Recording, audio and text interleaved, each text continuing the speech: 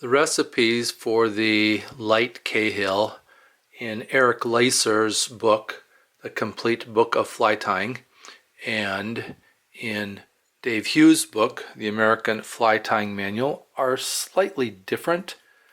So I guess if I take some liberties, although not many, I'm okay with tying a very classic dry fly. I am using a number 14 dry fly hook with yellow thread. The wing is lemon wood duck. So I'm going to just grab a pinch of that, try to even out the end fibers, and cut that off.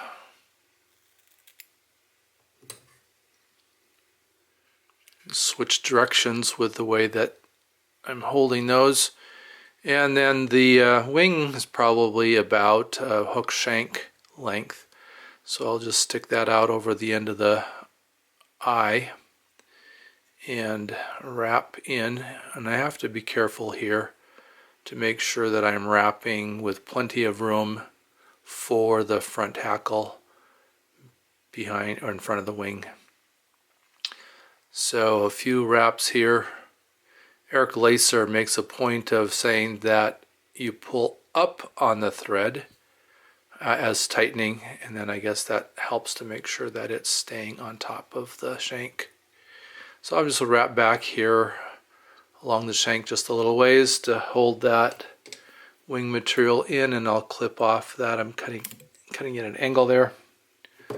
I'll bring my thread back up, lift up the wing, and then wrap underneath of it to get those fibers to stand up. And then it'll be a little bit hard to see from this angle probably, but what I'm doing is I'm dividing those into two groups of hair, one to the front and one to the back, one towards me and one away from me. And then I'm going to X-wrap, so up and over, and then I'll X-wrap the other direction.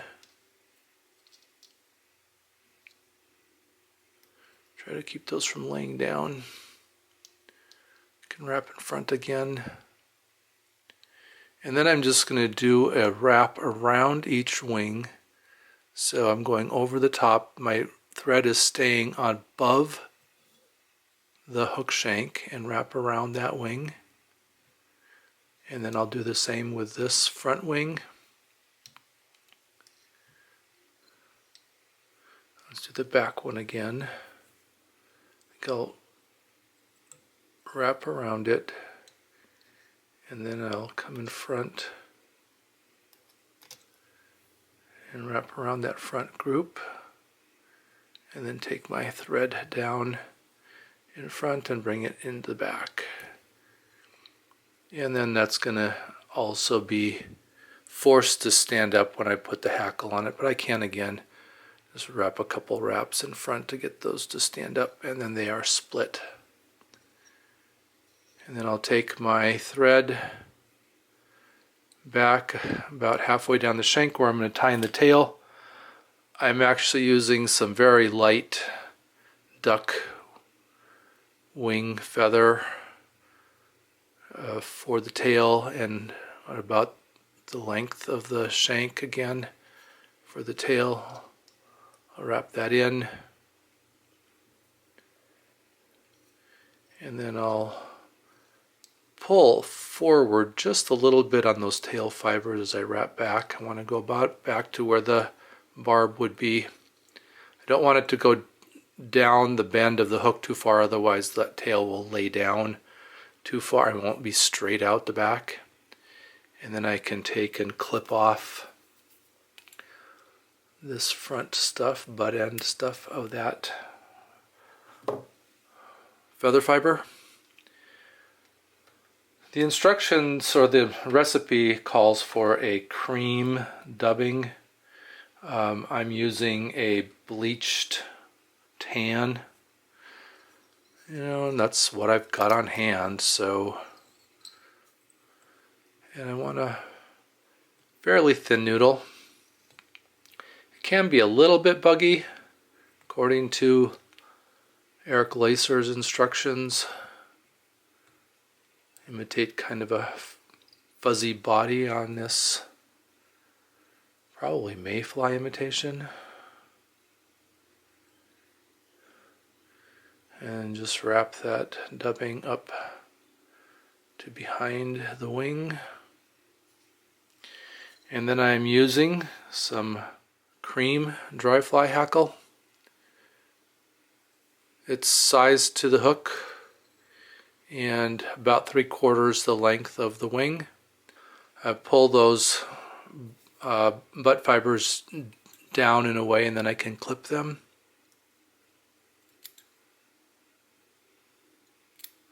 And I kind of get the little barbs there, and that helps to grab that in. And I am tying it with the shiny side towards me. Pull back on that a little bit so I don't have to trim the end there. Or if you have a long butt end here, then you need to trim it off so it's not out in front of the eye. I'll wrap in front of the wing and behind the wing. Bring my thread up in front again, and then I'm just going to take and wrap that behind the wing. 3-4 wraps. I guess the more I put on here, the more floaty it gets.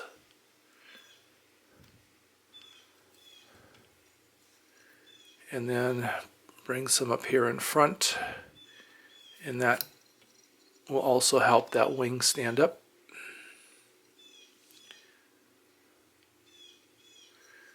And then just make sure I have enough room to tie this in.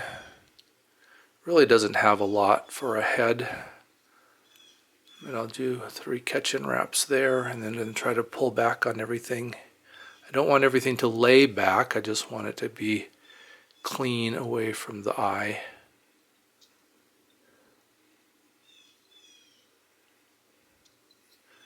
And then I'll take and trim out that extra dry fly hackle. And see if I can put a whip finish on that without grabbing too many of those fibers from the hackle.